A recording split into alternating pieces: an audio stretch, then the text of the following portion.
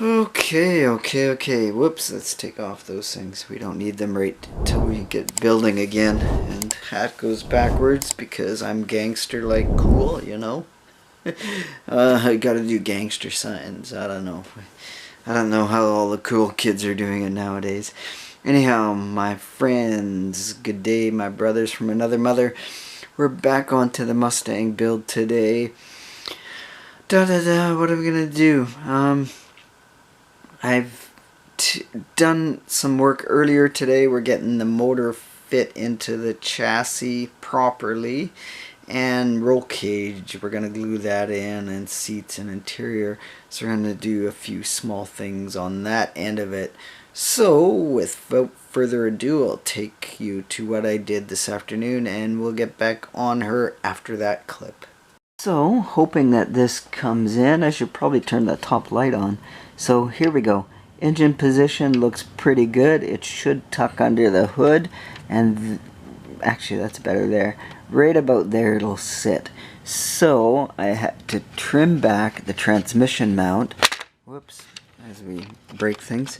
But look at this. This engine fits so good that that little cross piece right there by the tip of my fingernail, that is the actual transmission mount. When you put the engine in, look at it, butts right in there, perfection. So the other thing we have to check on fabbing is drive shaft. I'm not going to put the drive shaft into the very last, but if we're going to have to do some drive shaft shortening. Oh no, actually that's insane. That drive shaft's going to fit perfect, almost. Maybe just a slight modification because that has to come back. Yeah, there is going to be a bit of shortening. So I'm going to end up just cutting it off, and yeah, that's what we're going to do. We're going to cut it off right now. Okay, that's the way it looks there, all glued together. That's how we have everything. I like the primered pumpkin, as is typical of Fords back then. And notice that, hold on, I'll use this drive shaft as a pointer, which I've got to shorten after and glue in. So these little shackle or leaf spring bolt shackle whatever plates, oh my god, yeah, there we go, get me on camera. Yeah, those plates will get painted after. So I got a little bit of silver and black wash on the springs. The shocks look good black. The other thing I had to do, oh yeah, right there, this Revel 1985 China, that's gotta go. Or is it 1986? So I'll have to file that down and just kind of brush that in and paint that up a little bit. You'll never see that once it's all completed. So we got that part done. Do I put the motor in, or should I let some of that suspension dry? I might let it dry. So we're gonna leave things, the suspension that way for a day or two, and I'm going to move on to the interior. Seats I put in already, as you can notice, they are glued in, and I'm gonna glue the cage in, and I have to put I have to paint the chrome handles on the door panels, and I have to mount the arm pads on. And what else do I gotta do? Oh, shifter and dash in there. Okay, now a lot more fitting than I really expected on this kit. Now I have to make sure that dash is gonna fit in there. It's gonna be pretty tight, but if I just file down that little edge, which you won't see once you put that dash in, it should fit in proper, the roll cage. I've got the shifter on, the arm pads on, arm pads. It's 2:30 at night. What do you expect? I'm getting tired out. So, and yeah, so we're gonna have to end it here, I think. What what else was I gonna say? I can't even remember. We're gonna have to come back and finish off the dash and that later, because like I said, it's getting too late, my friends. Other than that, we're gonna end it here. No coffee, no beer, no nothing. We're gonna grab a bite to eat and head straight to bed. That means I'm gonna end it by throwing up some videos that I was working on the railway line there. we're doing some painting of a trailer, and I'll show you that and end it and say cheers, my friends. We'll see you until the next update on the Mustang or whatever else I'm building, because I might get the CUDA painted this week, so that might be next video. We'll see. Cheers until then, my friends.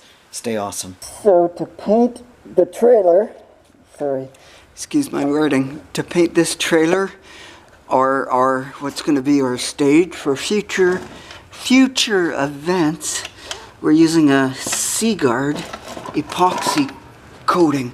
It's a very thick protective, it's kind of for marine use, but I need the mask because I've previously damaged my lungs epoxy painting old hot rod. I did the chassis and underneath did the frame and chassis and got isopropyl whatever, blah blah blah. So this is a 4-to-1 mix, and it's gonna go black, and then after we're gonna come back and paint all this. So that's our plan of attack, kids. Also note this stuff, look at how thick it is. It's almost like an undercoating. So that's how thick it is. So I am gonna use a little bit of thinner. It's not highly recommended, but they say you can thin it a bit, and I see no problem with it. All it does is, yeah, thin it out to make it more, I can brush it or we can roll it. We're gonna do mostly roller is my understanding, or that's what I'm gonna do. Okay, it's the end of our day here, and videos are gonna be a bit mixed up, a little bit all over, but this is the premise of what we've been doing. The boiler display is painted in its primer, or I guess we're going to call it primer, even though it's a black sea coat, whatever you saw in the video. And I finished up this guy, the railing, and the front and the back. I still got some top stuff to do, but we're running out of day. It's getting dark already, or it's starting to cloud over, it's going to rain, so I don't want to mix up another batch of this for a small section. Well, lots of time, we'll leave it for another day. So anyway, somewhat pleased with what we got so far. Yeah. Do you know what time it is, kids? It's almost beer o'clock time. Yeah, so there we go. Boiler is painted primed, so to speak. The trailer is pretty much done from what I see. Got the wheels done, the hitch is done, and all the top part.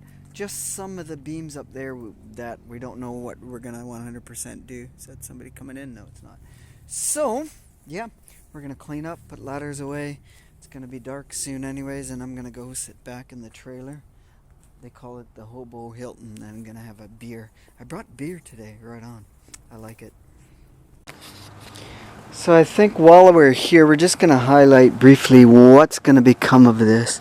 Now this is gonna be a stage where future-wise we're going to have bands up here, little gatherings and whatever. This will be the main stage, the main speaking area and stuff like that. Now to have a band, we're thinking of widening it, so we're going to put that other trailer together. This is going to go the Mills colors, red and white, over top of this primerish black, and it's going to get a wooden floor, more than likely like a plywood is our thoughts at this point, and it'll get a railing on the back, a removable railing, I'm going to guess, I'm hoping. And then on the top where that clear plexiglass is, and there was a tarp there, or not a tarp, whatever, that's going to be a sign, let's just say that, and that'll say Alberni Railway type of thing on the top overhang sign thing. And this is just going to be a static display, a boiler. I think it gets something else on top is my understanding. And I told them, you know what, too bad you couldn't put a fire in there and have smoke going out like a boiler thing or something. So who knows what will transpire yet. We got some other static displays. Those won't get painted, but those tankers will be behind the scenes, as well as that bulldozer. And some of these items here, not all of them, I think 1 or 2 are going.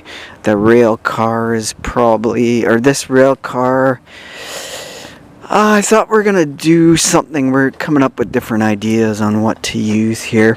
We're going to have a display out there on the railway track here. Those are this side is actual railway. That's our yard where we do our switching. And you notice all the logging, all the logging from the hauler there, whatever you want to call it.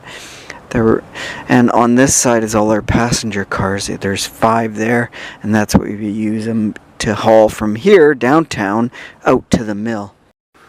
All right, now comes the best time. My reward. Donut shop. I got a Reese's Pieces donut, and I can't remember what kind of beer I got. It says Vibe Check. I forgot. It was maybe a sour. So this is one of 3 local breweries we have in town. And oh, she sealed it up good. I can't. There we go. I have no clue. I forgot.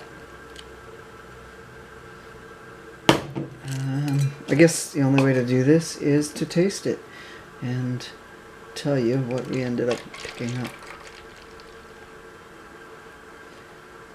It's cold anyways. That's a good thing. And foamy. Ooh, la la la. I'm taking this home with me, even though other people have kept beer in the fridge here. Cheers, my friends. Pineapple.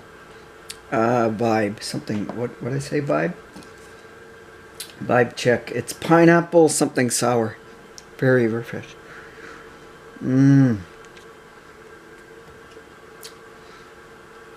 That is super good. Wow.